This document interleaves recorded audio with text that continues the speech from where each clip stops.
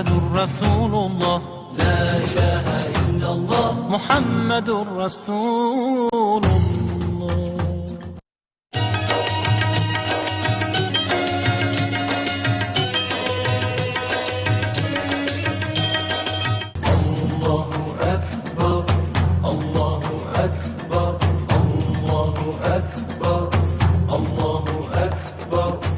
அஸ்ஸலாமு அலைக்கும் வரஹ்மத்துல்லாஹி வபரகாத்துஹு.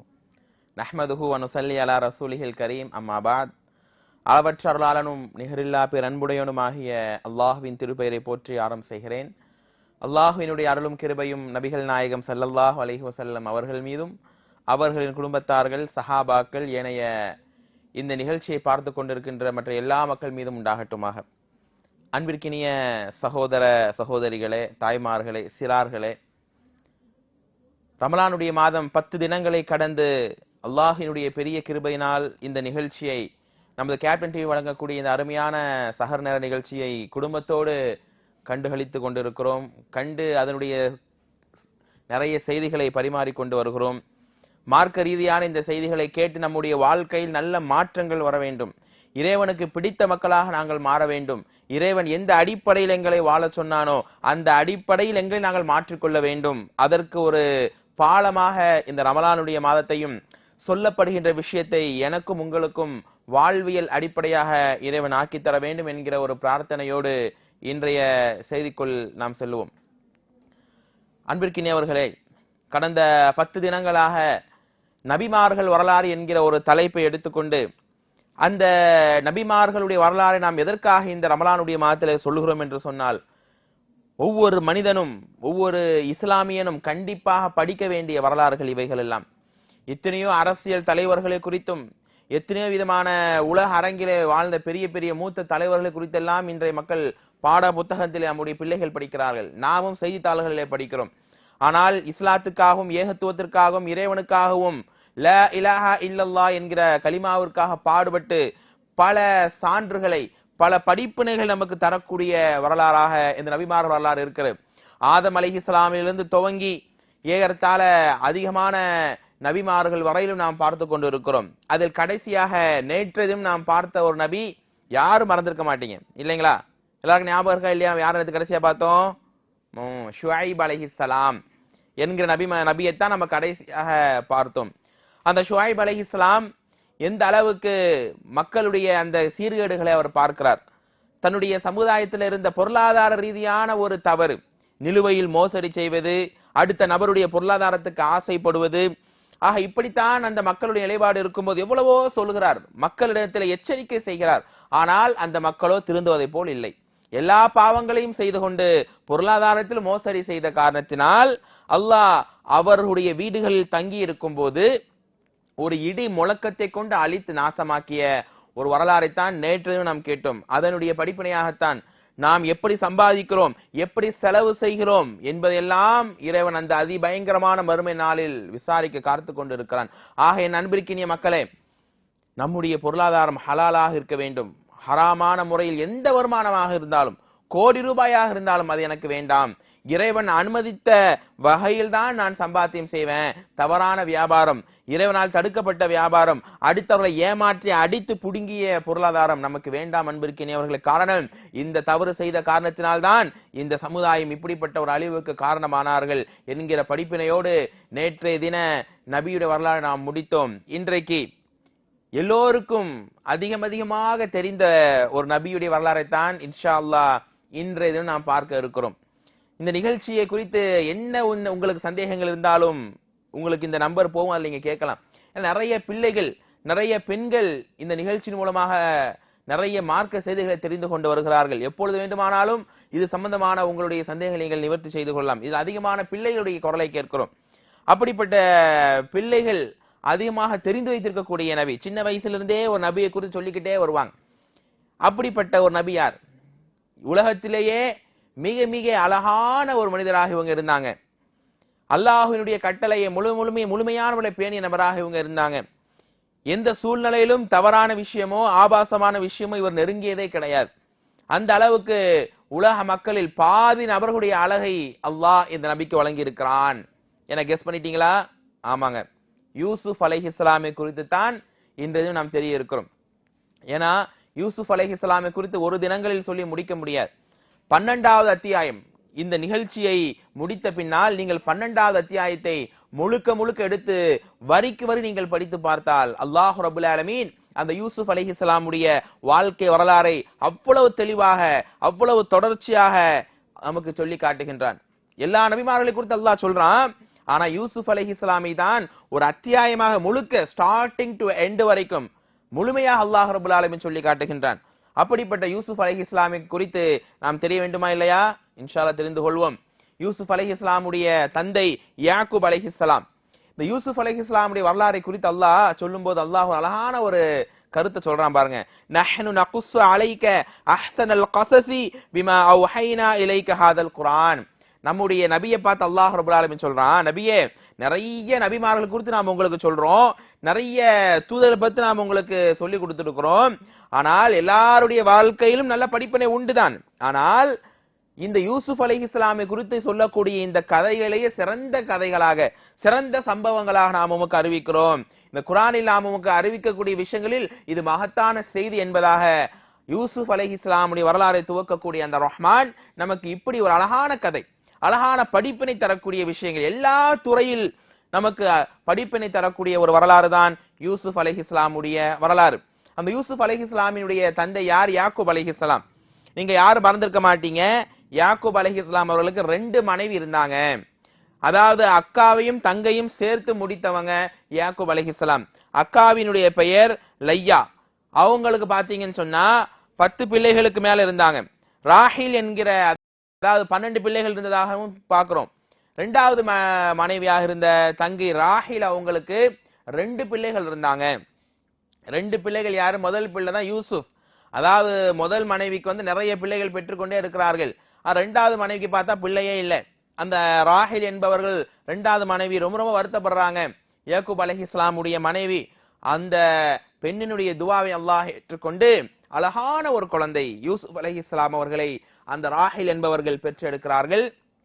அந்த பிள்ளையும் வளர்ந்து கொண்டிருக்கும் போது 2வது குழந்தை கர்ப்பமித்து புன்யாமீன் என்கிற ஒரு குழந்தையும் அந்த ராஹில் அவர்கள் பெற்றெடுக்கும் போது அந்த பிரசவ வேதனையில் குழந்தை பெற்றெடுத்த உடனேயே அந்த 2வது மனைவி மரணிச்சு போயிடுறாங்க.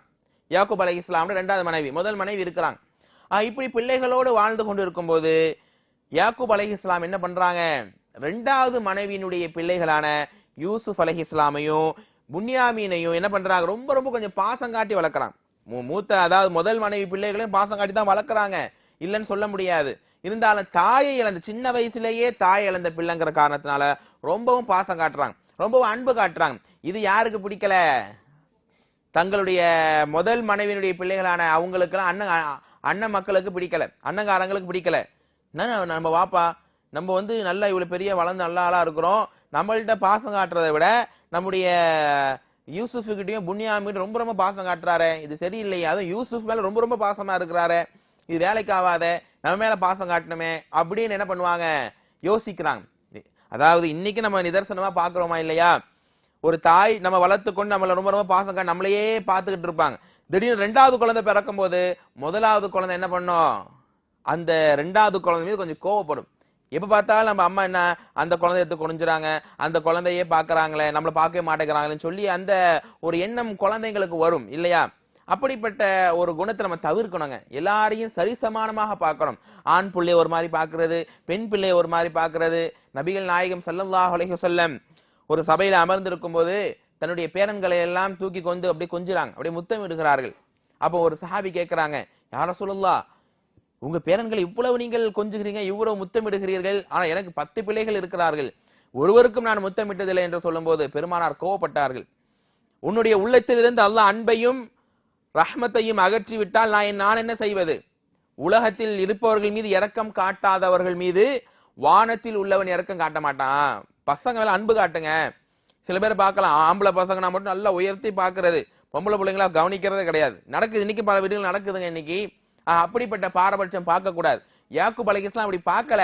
தாய் இல்லாத பிள்ளை என்பதனால் கொஞ்சம் அக்கறை செலுத்தியதை அந்த முதல் மனைவியினுடைய பிள்ளைகள் ரொம்ப ரொம்ப அதை வந்து தவறாக எடுத்துக்கொண்டு யூசுப் அலைஹிஸ்ஸலாமின் மீது கடுமையான கோபம் கொண்ட மக்களாக இப்படியே வளர்ந்து கொண்டு வருகிறார்கள்.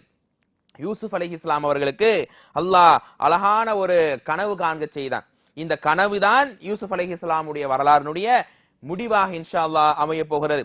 யூசுப் அலைஹிஸ்ஸலாம் என்ன கனவு காண்கிறாங்க? கால யா புனைய லா தக்ஸுஸ் ருயாக அலா இஹ்வதிக. அவங்க சொல்றாங்க, இது கால யூசுப் லி அபீஹி யா அபதி இன்னி ராயிது அஹத அஷர கௌகபன். அதாவது இறைவா, அதாவது தன்னுடைய அல்லாஹ் ரப்பல் ஆலமீன் காட்டிய அந்த அற்புதத்தை தன் தந்தையிடம் சொல்லுகிறார். யூசுப் அலைஹிஸ்ஸலாம் கனவு காண்கிறார்கள். என்ன கனவு? அதாவது இன்னி ராயிது அஹத அஷர கௌகபன், அதாவது 11 நட்சத்திரங்களும் வஷமரு வஷம்சு வல் கமரு ராயித்துஹும் லீ சாஜிதீன், ஒரு சூரியனும் சந்திரனும் எனக்கு சஜிதா செய்கிறது, எனக்கு சிரம் பணிவதாக நான் கனவு கண்டேன். எவ்வளவு பெரிய விஷயம் பாருங்க. 11 நட்சத்திரங்களும் ஒரு சூரியனும் ஒரு சந்திரனும் தனக்கு சிரம் பணிவதை எவ்வளவு பெரிய விஷயமாக பாக்கியமாக கனவு காண்கிறாரு. இத சொல்றாரு. யா புனைய, இந்த வாப்பாட சொல்லும்போது வாப்பா சொல்றாரு, யா புனைய லா தக்ஸுஸ் ருயாக அலா இஹ்வதிக, உன் அண்ணன்கள்ட்ட இதை சொல்லிடாதப்பா, ஏற்கனவே கோவமா இருக்கிறாங்க, ஏற்கனவே உன் மேல ரொம்ப வெறியா இருக்கிறாங்க. இதையும் சொன்னா யூசுஃபுக்கு முன்னு தனியா கனவு காண்கிறாங்களா? இவ்வளவு பெரிய சிறப்பான்னு சொல்லி உன் மேல அதிகமாக கோவப்படுவார்கள், உன் மீது சூழ்ச்சி அவர்கள் மேற்கொள்வார்கள் என்பதாக என்ன பண்றாங்க, அந்த யூசுப் அலைஹிஸ்ஸலாமினுடைய 10 சகோதரர்கள் என்ன பண்றாங்க, யூசுப் அலைஹிஸ்ஸலாமுடைய முதல் மனைவிக்கு 10 குழந்தைகள் இருந்தாங்கன்னு சொன்னோம் இல்லையா, அந்த 10 குழந்தைகளும் என்ன பண்ணுவாங்க, உன் மீது ரொம்ப சூழ்ச்சி கொள்வார்கள்.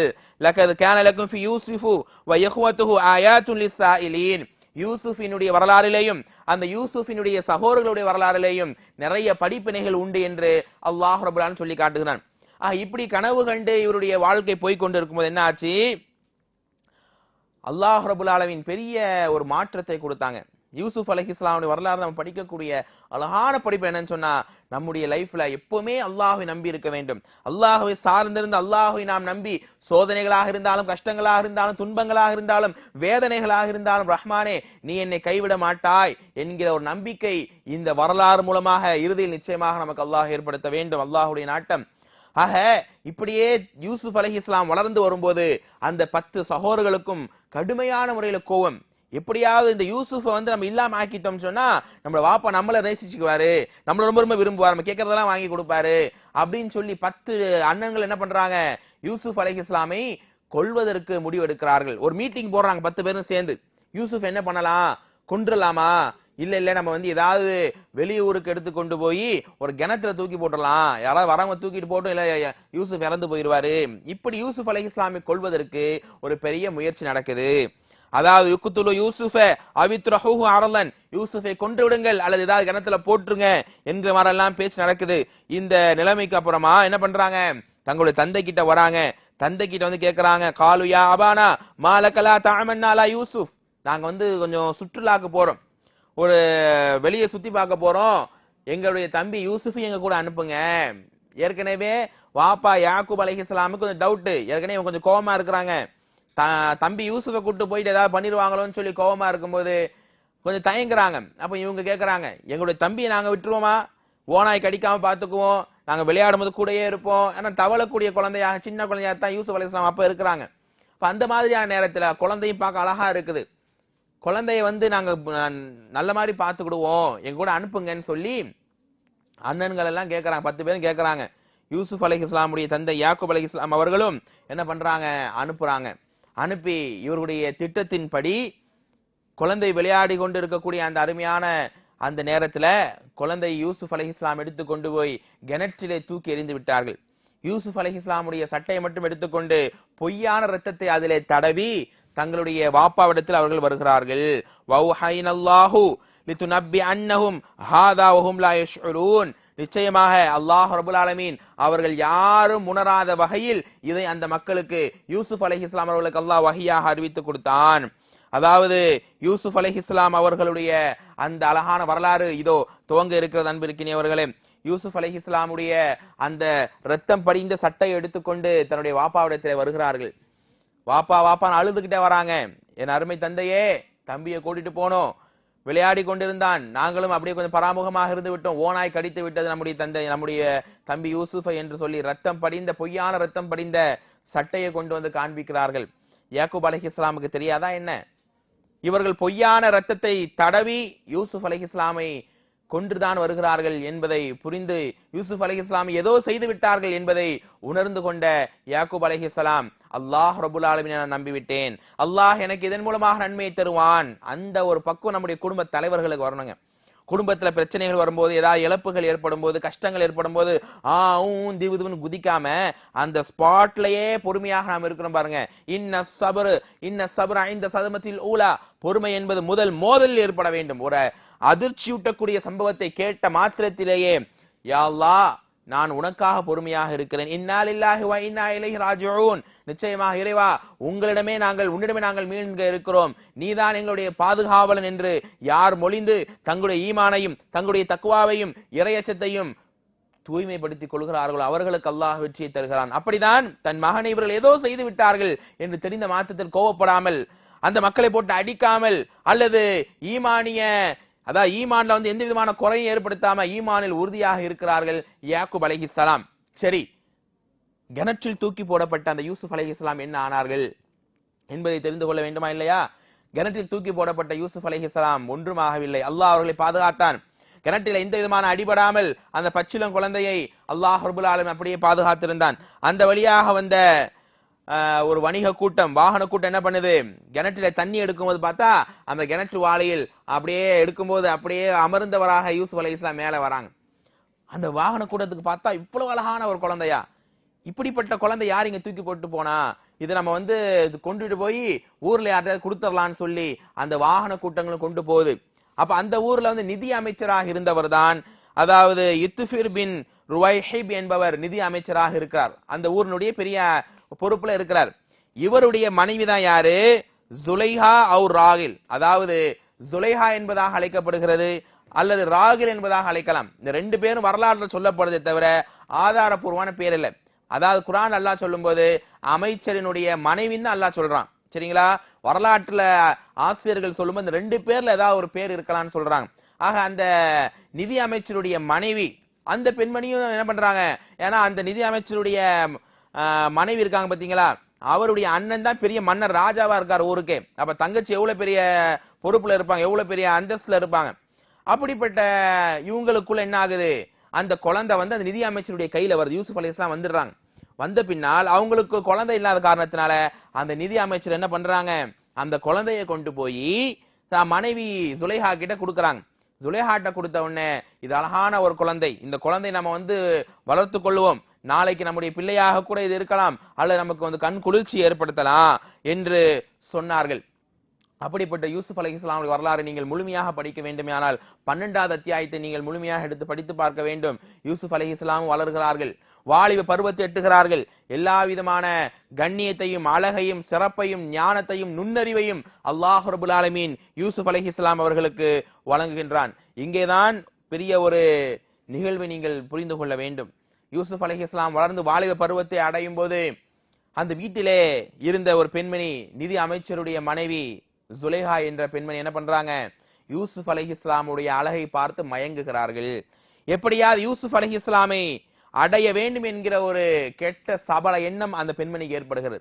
தன்னுடைய கணவனும் வெளியே சென்ற நேரத்திலே என்ன பண்றாங்க, தன்னுடைய இந்த வளர்ப்பு மகனை அடைய வேண்டும் என்பதற்காக அந்த பெண்மணி யூசுப் அலைஹிஸ்ஸலாமை பார்த்து காலத் ஹைத்தலக, அருகில் வா என்பதாக அழைத்தாள். ஆக நாளைய அதிபயங்கரமான மறுமையினுடைய நாளிலே கடுமையான வெயிலிலே இருக்கக்கூடிய அந்த சூழ்நிலையில் பாருங்க, ஒரு அழகான குலம் கோத்திரம் உள்ள அழகு சிறப்பு உள்ள ஒரு பெண்மணி தவறான ஒரு செயலுக்காக அழைக்கும் போது இன்னி மஆதல்லாஹ் இன்னி அகாஃபுல்லாஹ், நிச்சயமாக நான் அல்லாஹ்வுக்காக தவிர்ந்து கொண்டேன், அல்லாஹ் எனக்கு போதுமானவன், அல்லாஹ்வை நான் பயந்து கொள்கிறேன் என்று யார் சொல்வார்களோ, அல்லது ஒரு ஆண் அழைக்கும் போது பெண் சொல்வார்களோ, நிச்சயமாக அவர்களுக்கு அல்லாஹ்வுடைய அரவணைப்பு உண்டு. அல்லாஹ்வினுடைய அந்த சிறப்பை அல்லாஹ் ரப்புல் ஆலமீன் அவருடைய நன்மையான வாழ்க்கைக்கு அல்லாஹ் பொறுப்பேற்றுக் கொள்கிறான். அரிசி நிழலை கொடுத்து அல்லாஹ் கௌரவப்படுத்துகின்றான். அப்படிப்பட்ட ஒரு சிறப்பான ஒரு பண்புடையவராகத்தான் யூசுப் அலைஹிஸ்ஸலாம் இருந்திருக்கிறார்கள். அந்த ராணி மட்டும் சாதாரண பெண்மணி அல்ல, அழகும் கோத்திரம் எல்லா விதமான சிறப்பும் அடங்கிய ஒரு பெண்மணி. அந்த யூசுப் அலைஹிஸ்ஸலாமுடைய அழகை பார்த்து அந்த தவறான காரியத்துக்கு முன்படும் போது யூசுப் அலைஹிஸ்ஸலாம் தன்னை பாதுகாத்துக் கொள்வதற்காக ஓடுகிறார்கள். அல்லாஹ் ரப்புல் ஆலமீன் நம்மை காப்பாற்ற வேண்டுமே என்று பதறி ஓடும் போது யூசுப் அலைஹிஸ்ஸலாம் அவருடைய பின் சட்டை கிழிகிறது. அந்த பெண்மணி பிடிச்சு அப்படியே இழுக்கும் போது பின் சட்டை கிழிந்து விடுகிறது. இந்த நேரத்தில் என்ன ஆனது? யூசுப் அலைஹிஸ்ஸலாம் அவர்கள் பதறி ஓடிக்கொண்டிருக்கும் போது வாசலுடைய கதவை எட்டும் போது வாசலுடைய கதவை திறந்தால் அந்த ஜுலைஹா என்கிற ராணியினுடைய கணவர் வெளில போனார சொன்னோம் இல்லையா, அவர் வந்து விட்டார். வந்த உடனே என்ன நடக்குது? ஜுலைஹா அவங்க அந்த நிதி அமைச்சருடைய மனைவி நாடகம் போடுறாங்க.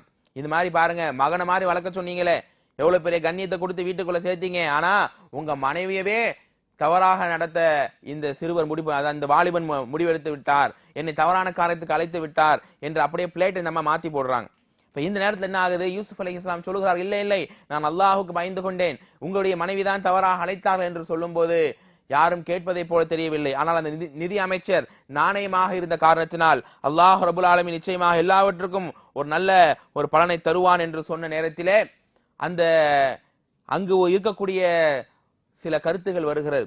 அதாவது யூசுப் நல்லவராக இருந்தால் என்னங்க, யூசுப் நல்லவராக இருந்தால் அவருடைய முன் சட்டை தான் கிழிந்திருக்க வேண்டும். ஒரு பெண்ணை வந்து பலாத்காரம் பண்றாங்கன்னு சொன்னா என்ன பண்ணும்? அந்த பெண் வந்து முன்பக்க சட்டை கிழிச்சிருக்கணும். அது ஒரு பெண் ஒரு ஆணை அழைச்சி இருந்தா பின்பக்கம் கிழிஞ்சிருக்கணும். யூசுஃபுடைய சட்டையை பாருங்க அப்படிங்கிற ஒரு கருத்து வந்த நேரத்துல யூசுப் அலைஹிஸ்ஸலாமுடைய சட்டை பார்க்கப்படுகிறது. எங்க கிழிஞ்சிருச்சுங்க? பின்பக்கமாக கிழிந்திருந்தது. ஆக உண்மை வெளிப்பட்டு விட்டது. இந்த பெண்மணிதான் தவறாக யூசுஃபை அழைத்தார்கள். யூசுப் அலைஹிஸ்ஸலாம் நிரபராதி, அல்லாஹ்வை பயந்து கொண்டார் என்பதாக. ஆக இந்த சம்பவத்தில் எவ்வளவு படிப்பு நமக்கு இருக்கிறது. இன்றைய சமுதாயத்தை கொஞ்சம் எடுத்து பாருங்களேன். எங்கு பார்த்தாலும் ஆபாசங்கள், எங்கு பார்த்தாலும் அருவருப்பான காரியங்கள், எங்கு பார்த்தாலும் இஸ்லாமிய பெண்கள் வீடு வேண்டாம், குடும்பம் வேண்டாம், தாய் தந்தை வேண்டாம், காதலுங்கிற பேர்ல ஓடி போறாங்க. குடும்ப பெண்கள் கூட ஓடி போகிற நிலைமையை பார்க்கிறோம். பிறந்த கை குழந்தை கூட விட்டு விட்டு கள்ள காதலனோடு ஓடி போகிற நிலைமையை பார்க்கிறோம். என்ன சமுதாயம் இது? ஒரு அற்ப சுகத்துக்காக குடும்பம் வேண்டாம், ஈமான் வேண்டாம், இஸ்லாம் என்று போகிறார்களே. அல்லாஹ் எச்சரிக்கிறான். 3வது அத்தியாயம் 86வது வசனம், கைஃப யஹ்தில்லாஹு கௌமன் கஃபரு பஅத ஈமானிஹிம். ஈமான் கொண்ட பின்னால், இறை நம்பிக்கை கொண்ட பின்னால், அல்லாஹ்வையும் மார்க்கத்தையும் இஸ்லாமையும் யாவற்றையும் தெளிவாக விளங்கிய பின்னால் இதெல்லாம் தூக்கி போட்டு விட்டு ஓடுகிறார்களே, இவர்களுக்கு எப்படி அல்லாஹ் நேர்வழி காட்டுவான்? இவர்களுக்கு எப்படி அல்லாஹ் மன்னிப்பை தருவான்? இவர்களுக்கு எப்படி அல்லாஹ் சொர்க்கத்தை நல்குவான்? இவர்கள் மீது என்னுடைய சாபம், வானவர்களுடைய சாபம், எல்லா மக்களுடைய சாபத்தையும் அல்லாஹ் வழங்கி கேவலப்படுத்துவான். இன்னைக்கு பார்க்கிறோம், இன்னைக்கு விபச்சாரம் ஒரு ஃபேஷனுங்க. கியாமத் நாளுடைய அடையாளத்தை நீங்கள் உணர்வீர்கள். அல்லாஹ்வுடைய தூதர் சொன்னார்கள், விபச்சாரம் நாளுக்கு நாள் பெருகிக் கொண்டே இருக்கும்.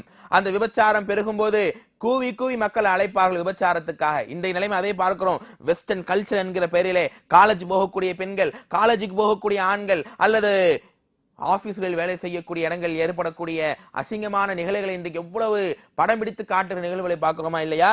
இந்த அளவுக்கு நான் நம்மை பக்குவப்படுத்திக் கொள்ள வேண்டும். இஸ்லாமிய மார்க்கம் ஆரம்பத்திலேயே சொல்லுகிறது, உங்களுடைய பார்வையை தாழ்த்திக் கொள்ளுங்கள். உங்களுடைய பார்வை நீங்கள் தேவையில்லாமல் அந்நிய பெண்களை பார்க்காதீர்கள். ஒரு தடவை நீங்கள் எதிர்ச்சியாக பார்க்கலாம். 2வது பார்வை ஷைத்தானுடைய பார்வை. அந்த பார்வை உங்களுக்கு வக்ர புத்தியும் கேவலமான எண்ணங்களுக்கும் கொண்டு செல்லும். ஆக அது வேண்டாம். பெண்களை பொறுத்த வரையிலும் இஸ்லாமிய மார்க்கம் சொல்லுகிறது, அந்நிய ஆண்களோடு என்ன பேச்சு உங்களுக்கு இருக்கிறது, என்ன தேவைன்னு கேட்கிறேன்.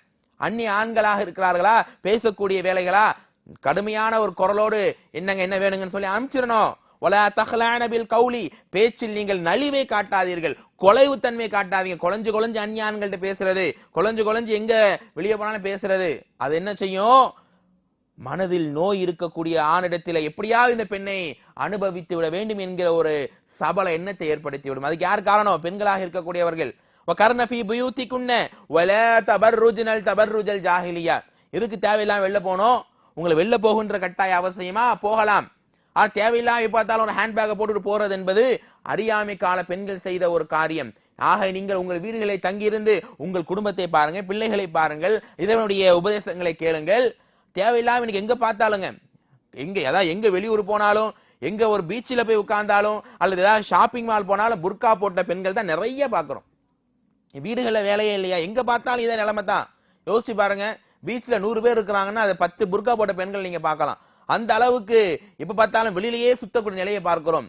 ஆனா வெளில வரக்கூடியவங்க ஹிஜாபோட ஒழுக்கத்தோட வராங்களா? இல்ல, முடியை காட்டிக்கிட்டு தேவையில்லாத, அதாவது புர்காங்கிற பேர்ல இறுக்கமான புர்காக்களை போட்டு, ஆடம்பர டிசைன் புர்காக்களை போட்டு கொண்டு வருகிறார்கள்.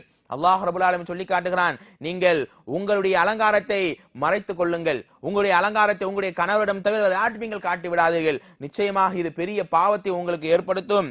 அது மட்டுமல்ல, வெளியே நீங்கள் வரும்போது வலா எல்ரிபன் அர்ஜுலிஹின்ன, உங்கள் காலால் தட்டி தட்டி நடக்காதீர்கள். என்ன அர்த்தம்? சலங்கை ஒலி எழுப்பக்கூடிய கொலுசுகள் போடுவது. ரசூலுல்லாஹ் சொன்னாங்க, வாசனை திரவியங்களும் அது மட்டும் இல்லாமல் பிற மனதில் கவரக்கூடிய ஸ்மெல்லான நீங்க ஒரு பெர்ஃபியூம்ல நீங்க போட்டு வந்தீங்கன்னு சொன்னா அது விபச்சாரிக்கு சமம். அதாவது வாசனை திரவியங்களை போட்டு ஒரு பெண்மணி வெளில போக கூடாது. தன்னுடைய அதாவது வெளியே வராத அளவுக்கு பெர்ஃபியூம்லாம் போட்டுக்கலாம், பிரச்சனை கிடையாது. அதாவது நம்ம கடந்து போகக்கூடிய மக்களுக்கு அப்படியே நல்லா கப்புன்னு அடிக்கக்கூடிய அளவுக்கான சென்ட்டுகளை போட்டு போகக்கூடிய மக்களை பார்க்கிறோம். வெளியே போனா தான் பூவை அப்படியே தலை ஃபுல்லா பூ வச்சுட்டு போகக்கூடிய மக்களை பார்க்கிறோம். இதெல்லாம் இஸ்லாமிய மார்க்கம் தடுக்குதுன்னு எவ்வளவு தொண்டை கத்துற அளவுக்கு சொன்னாலும் யாரும் கேட்கறது கிடையாது. வீட்டுல இருக்கிறீங்களா, கொலுசு போட்டுக்கிடுங்க, பூ வைத்துக் கொள்ளுங்கள், பெர்ஃபியூம்ல அடிச்சுக்கங்க. வெளியே போகும்போது ஒரு அந்நிய ஆண் கவராத வகையில் முழுமையாக தங்களை மறைத்துக் கொண்டு ஒரு பெண்மணி செல்ல வேண்டும். அதே ஒரு ஆணாக இருந்தால் அந்நிய பெண்களை பார்க்க கூடாது, தேவையில்லாத விஷயங்களில் எந்த சந்தர்ப்பத்தும் கெட்ட சவல எண்ணங்கள் ஏற்படக்கூடாது. அப்படிப்பட்ட ஒரு சமுதாயத்தை நம்முடைய வாலிபர்கள் எடுத்துக்கொள்ள வேண்டும். அல்லாஹ் நம்மை பார்க்கிறான். இன்னி அகாஃபுல்லாஹ், இந்த காரியம் செய்து விட்டால் என் தாயோ தந்தையோ உறவுகளோ மனைவி யாரும் பார்க்க போவதில்லை. ஆனால் எல்லாவற்றுக்கும் மேல் இருக்கிற என்னுடைய ரஹ்மான், என்னுடைய ரப்புல் ஆலமீன், என்னுடைய அல்லாஹ் ரப்புல் ஆலமீன் பார்க்கிறானே என்கிற ஒரு ஏக்க உணர்வை ஏற்படுத்திய ஒரு நபிதான் யூசுப் அலைஹிஸ்ஸலாம். அந்த உணர்வு வாலிப ஆண்கள் நமக்கு வர வேண்டாமா? குடும்ப தலைவர்கள் நமக்கு வர வேண்டாமா? பெண்களே, மார்க்க வேண்டாம் இஸ்லாம் என்று ஓடுகிறார்களே, இவர்களுக்கு ஏற்பட வேண்டாமா? உயிரை கொடுத்தாவது எதை இழந்தாவது நாம் அல்லாஹ்வின் நம்பிக்கை நாங்கள் இழக்க மாட்டோம் என்று அன்றைக்கு வாழ்ந்த பெண்கள் எங்கே? எதை வேண்டுமானாலும் இழந்தாலும், ஈமானை கூட இழந்தாலும் எங்களுக்கு அந்த கள்ள காதல் தான் வேண்டும் என்று ஓடுகிறார்களே, இவர்கள் நிலைமை எங்கே போய் கொண்டிருக்கிறது?